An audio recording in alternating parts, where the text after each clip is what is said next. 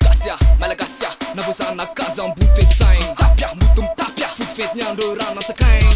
Gasia, Malagasia, navozana kaza ambony toe-tsainy. Tapia, moto mitapia, fody fety ny andro rano antsakainy. Zay le génération fuck you. Cause you, cette fille t'en offre talk you. Dimy taona zay lasa fa mbola zay fôty.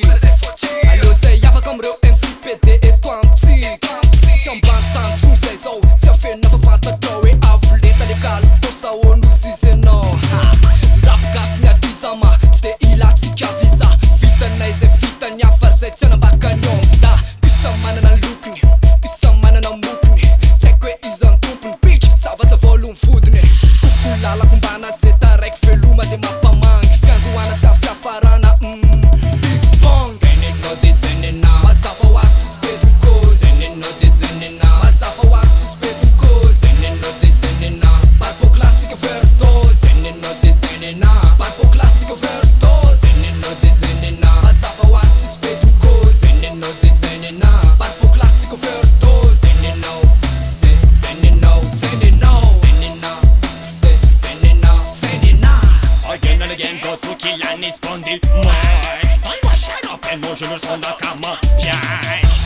Salle de flow, faut que le swag négro. Oui, y'a combat, toujours au top niveau. Cinerosa mandava freestyle com clash mlads comme Texas Piazza. On accède aux anti-barbo, pendant les rap garan ghetto. Ok, je vise let's go. Esa ma friends et va faire un petit stomp, une fucked up swagger. One shot is one comme 4 pattes. Bon club, siawa kwano, nasia. Vita nechinga, sino magasis la.